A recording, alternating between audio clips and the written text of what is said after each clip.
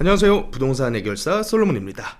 자, 일기 신도시 재건축 선도지구 공모가 끝난 지 한 2달여 만에 드디어 선도지구 지정 단지가 발표가 됐습니다.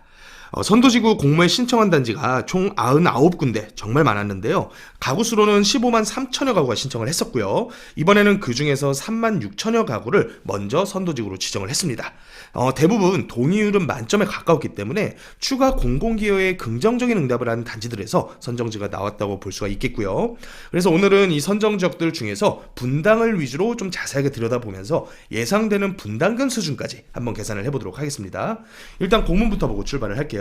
분당에서 지정된 단지가 총 아파트로는 3개 구역이고요. 여기다가 플러스 추가로 야탑동에 있는 빌라 단지들 지정이 됐습니다. 그래서 원래 계획된 8천에서 최대 12,000호 물량에 거의 근접한 수준으로 지금 가장 많은 물량을 분당에서 지정을 했고요. 나머지 신도시들도 9,000호, 5,400호, 6,000호, 4,600호 굉장히 많은 물량들이 총 3만 6천여 가구가 지정이 됐다고 보시면 될 것 같아요. 자, 지원책도 상당한데요. 일단은 행정지원이 있습니다. 학교 문제를 아예 사전에 계획 단계부터 해소를 해주고요. 또 분담금 산출 지원을 주민들이 하는 게 아니라 한국부동산원을 통해서 분담금 산출 업무를 지원을 해줄 예정이에요. 그리고 통합정비에 대한 가이드라인 배포 이런 부분들도 있는데 이게 이제 앞으로 후발주자로 진행하게 될 단지들에는 상당히 큰 이런 가이드가 될 것 같습니다. 자, 그리고 총 사업비 산정 시에 공사비 적극 활용해서 허그에서 보증 상품 총 사업비의 60%까지 조달할 수 있게끔 지금 보증 지원도 해주고 있고요. 또 앞으로 신도시들 어떻게 정비할 거냐, 특별 정비 예정 구역별로 순차 정비 개념을 도입하겠다. 이 순차 정비 개념이 뭐냐면 정비 기본 계획산의 이제 단계별로 1단계는 어디 구역부터 가고 2단계는 그 다음에 어디 순서로 가고 이게 이제 정해져 있단 말이죠. 그래서 성남시 정비 기본 계획이 2020년도에 발표된 내용을 한번 보면 1단계로 수진일, 신흥일 이런 식으로 지정을 해줬고 또 그 다음 순서로 2단계로 태평3, 신흥3 이런 식의 이제 통합적인 가이드라인 배포를 해주면서 앞으로 순차적으로 진행할 단지들의 순서를 매겨주는 거예요. 근데 지금 이제 선도지구가 이제 막 지정이 됐기 때문에 앞으로 지정될 단지들 이거 한도 없이 기다릴 수는 없단 말이죠. 그렇기 때문에 이제 공모 방식만 하는 것이 아니라 주민 제한 방식, 우리가 이제 신통기획 재개발이나 아니면 모아타운 같은 거 진행할 때 공모보다는 주민 제한에다가 지금도 심을 많이 싣고 있죠. 그래서 주민들의 동의를 먼저 처음부터 받아가지고 주민들이 계획 단계에서부터 미리 짜서 올리는 방식으로 다운탑 방식으로 진행을 할 예정입니다. 자, 그래서 이런 부분들 중에서 오늘은 분당 위주로 한번 집중적으로 들여다볼게요. 자, 분당에 지금 진행되는 단지가 양지마을과 시범 우성 현대, 거기다가 이제 장안빌라가 저 아래쪽에 위치를 해 있는데 이 장안빌라를 굳이 여기다가 같이 넣은 이유가 아무래도 공공기여하게 됐을 때 나가는 그 토지를 저기 밖에 외곽 위치에다가 정비기반 시설을 기여하는 형태로 해서 여기 계신 분들께는 또 이 단지 안에다가 입주권을 부여하는 형태로, 그래서 샛별마을 역시도 그 밑에 현대빌라를 끼고서 이렇게 진행을 했죠. 그래서 이런 식의 통합 재건축을 통해서 총 3개 단지가 진행이 될 텐데, 먼저 평균 용적률은 양지마을이 194%, 시범우성현대가 193%, 그리고 샛별마을이 178% 순서입니다. 평균 대지 지분도 아주 큰 편차는 없어요. 대부분 다 20평에 근접하거나 20평을 약간 넘은 수준으로 현재 대지 지분이 형성이 돼 있고, 지금 추가적으로 지정된 목련마을 같은 경우에는 빌라 단지란 말이죠. 그렇기 때문에 평균적인 용적률이 100% 언더에서 대지 지분도 30평대에서 형성되는 것을 볼 수가 있습니다. 자, 제가 데이터를 뽑아가지고 한번 보여드릴 텐데, 일단은 제가 아파트를 평형대별로 한번 비교를 해봤어요. 어디가 소형이 많고 어디가 대형이 많은지를 딱 볼 수가 있거든요. 그런데 가장 대형이 많은 데는 어디냐면 아무래도 양지마을입니다. 세대수도 규모가 가장 크고요. 약 4,400여 세대 중에서 40평대, 50평대가 거의 30% 이상이 넘어가죠. 그리고 시범단지 우성현대 같은 경우에도 약 한 1,500여 가구가 대형으로 구성이 되어 있습니다. 아무래도 평균적인 대지 지분이 넓다는 얘기는 그만큼 부지 면적 대비해서 조합원 수가 작다는 얘기고 사업성이 보다 훌륭할 수 있겠다, 이렇게 우리가 추측을 해볼 수가 있을 것 같아요. 그리고 샛별마을 같은 경우는 30평대의 비중이 굉장히 큽니다. 50% 이상이 30평대로 구성이 되어 있고요. 목련마을 같은 경우는 저 외곽 쪽에 있는 대형, 세대 규모는 얼마 안 되지만 거의 70평대, 80평대 규모의 빌라가 한 50여 세대 포함이 됐고, 나머지들은 대부분 20평대나 30평대로 구성이 된 것을 볼 수가 있습니다. 자, 최근에 거래되는 실거래가를 제가 통합 재건축 단지별로 한번 평균을 내봤어요. 해봤어요. 샛별마을이 한 12억 5천대 정도 구성이 돼 있고, 양지마을은 아무래도 대형이 많다 보니까 한 17억 18억대, 그리고 시범현대 우성 같은 경우에는 한 17억대, 그 중에서 이제 전세까지 같이 포함을 해서 봐야겠죠. 그래서 갭 투자로 지금 만약에 들어가게 된다면 예상되는 갭 투자 금액만 6억에서 많으면 한 9억대까지 이렇게 굉장히 큰 폭으로 벌어져 있는 걸 볼 수가 있었고요. 현재 분당 전체에 대한 매물이 어떻게 증감하고 있는지 이 부분도 한번 볼 필요가 있어요. 왜냐하면 이게 이주를 떠나게 됐을 때 지금 각 지자체 그리고 국토부와 부지를 조성해서 이주단지 계획을 수립해야 될 LH 같은 공공기관들이 서로 소통이 잘 안 되는 듯한 느낌을 받아요. 예를 들어서 분당 같은 경우에도 LH 부지라던가 오리역 일대 공유 부지들, 이런 국공유지에다가 이주단지 조성을 하겠다라고 LH에서는 발표를 했지만 지자체나 국토부에서는 또 다른 얘기를 하고 있거든요. 그런데 이게 단지 규모가 적지가 않단 말이죠. 이번에 지정된 단지만 하더라도 총 몇 세대입니까? 거의 뭐 10,000세대가 넘어가는 그런 물량들인데, 이 중에서 한 개 단지라도 만약에 이주를 떠났다, 그러면 그 물량들이 이 동네 못 벗어납니다. 대부분은 한 반경 2km에서 4km 안쪽으로 다 이사를 가시기 때문에 전세라도 이제 흡수될 만한 물량이 충분한지를 봐야 된다는 얘기예요. 그런데 지금 분당구 전체에 나와 있는 아파트 전세 물량이 지속적으로 감소하는 추세입니다.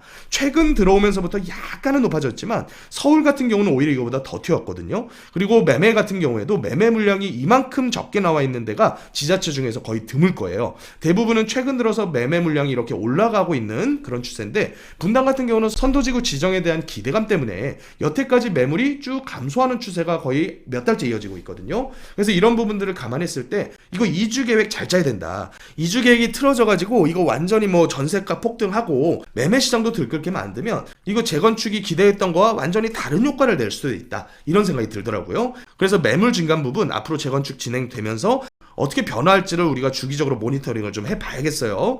그래서 오늘 이제 분담감을 살펴보기 위해서 기존에 발표됐던 노특법 가이드라인상의 공공기업 비율을 한번 살펴보겠습니다. 지금 현재 분당의 기준 용적률은 326%로 설정이 되어 있고요. 이걸 넘어서 해당 용도 지역의 맥시멈의 1.5배까지를 추가적으로 인센티브를 줄 수는 있지만, 물론 추가적인 기부 체납이 훨씬 더 커집니다. 그래서 얼마만큼의 기부 체납을 수용해서 관리 계획을 수립할지 이제 단지별로 좀 지켜봐야겠는데, 오늘 분석은 기준 용적률까지만 적용하는 안으로 한번 분석을 해봤어요. 그래서 세 군데 중에서 총 두 군데의 샘플링을 한번 해봤는데, 첫 번째로 시범단지 현대아파트입니다. 32평짜리의 현재 대지 지분이 14.2평. 그런데 기부 체납을 늘어나는 용적률의 10%만 현재 노특법에서 부여하고 있거든요. 전체에서 일괄 10%가 이젠 아니라는 거예요. 그래서 그만큼의 인센티브를 더 줬다라고 보시면 될 것 같은데, 그러면 늘어나는 용적률의 10%인 13.2%라는 기부 체납을 대지로 바꾸게 됐을 때는 한 6.8% 정도의 대지 기부 체납이 나오게 되고요. 기존에 가지고 있었던 세대에서 기부 체납분을 제외하면 이 사업에 기여하는 32평짜리 아파트의 대지 지분은 13.25평 정도로 계산이 됩니다. 자, 그런데 326%로 신축하게 되는 34평짜리 아파트에도 물론 대지 지분이 있어야겠죠. 추정되는 대지 지분은 10평이 약간 넘을 것으로 추정이 되기 때문에 내가 처음에 기부 체납을 제외하고 기여한 14.25평에서 필요로 하는 10.43평의 대지 지분을 공제하는 겁니다. 그러면 내가 이 사업에 추가로 기여한 대지 지분이 한 2.82평인데 지금 현재 현대아파트의 대지 평당가로 나눠보니까 1억이 약간 넘더라고요. 그러면 내가 이 사업에 추가로 기여한 바를 금액으로 표시를 환산하면 3억 초반 정도를 추가 기여했고, 공사비에 들어가는 총 액수, 직접 공사비도 있을 거고요, 간접 공사비에 금리 조달에 또 부대 비용들 모두 다 감안했을 때 평당 한 1,300대 정도가 조합사업에서 일반적으로 잡히는 것 같더라고요. 그래서 비용 추계를 해보니까 한 4억 중반 정도가 총 비용으로 예상이 됩니다. 그러면 총 비용에서 내가 추가로 기여한 3억 초반대를 제외하게 되면 한 1억 초반 정도의 분담금으로 동일한 평형대 아파트를 받을 수 있는 그런 기대감을 계산해 볼 수가 있을 것 같아요. 자, 두 번째로 양지마을 5단지 한양 아파트입니다. 여기 역시 32평 9평짜리로 제가 계산을 했는데, 자, 여기는 현재 각 단지별로 약간씩 용적률 차이가 있더라고요. 그래서 5단지 한양 같은 경우는 지금 157% 정도로 비교적 낮은 용적률을 보이고 있고, 그렇기 때문에 대지 지분이 현대보다는 좀 큰 편이에요.